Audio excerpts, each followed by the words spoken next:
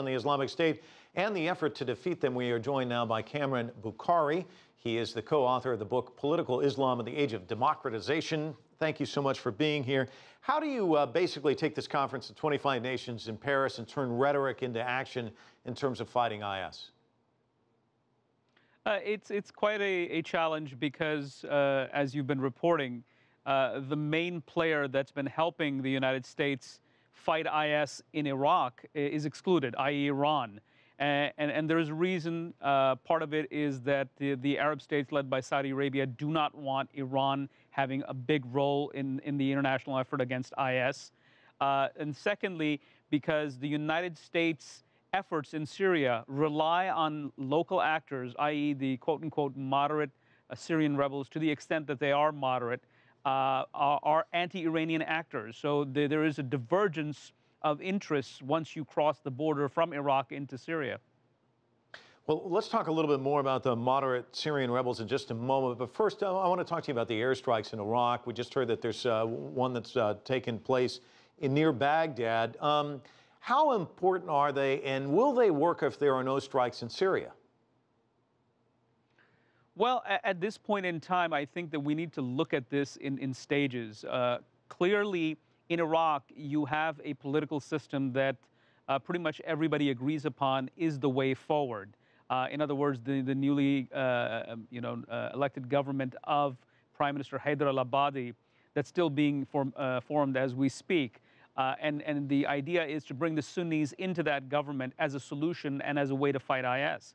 But once you cross that border into Syria, it becomes problematic because there is no political system that anybody agrees upon. The only people supporting the Assad regime are the Iranians and their allies, and of course the Russians. So you don't have a state in which you can bring all the various factions to agree upon as a way to counter IS. So you're fighting IS and you're fighting the Assad regime at the same time. Interesting. Let's talk a little bit about, you brought up the moderate Syrian rebels, the training of them, and then the arming of them. One of the questions I have about arming them, I've seen where 20 of these strikes in Iraq have been on Humvees, U.S. military equipment that's actually ended up in the hands of IS. Isn't that a concern that if you arm the rebels that you could be fighting your own weapons again?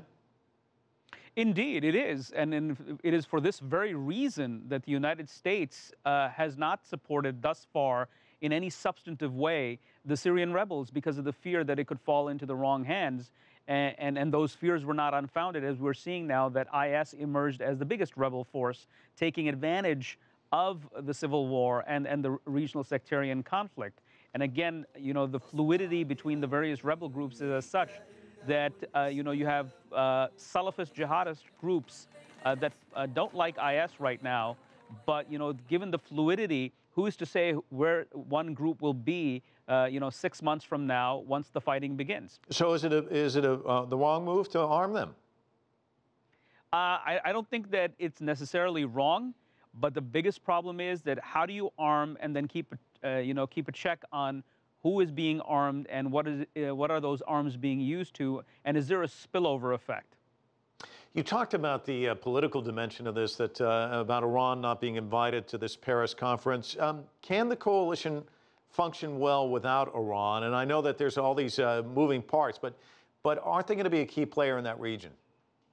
They will be because there is, which is something that we don't hear too much about in the media, is that there is a tactical level cooperation going on between the United States and Iran insofar as fighting IS in Iraq is concerned.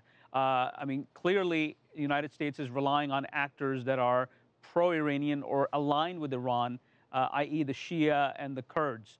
And so, and we know that the Iranian armed forces are also helping their allies in the same battle space. So it's very hard to see how Washington and Tehran are doing their own little thing without any coordination in the same battle space. Quickly, because we're out of time, but I'm curious, how long do you think it'll take to root out IS?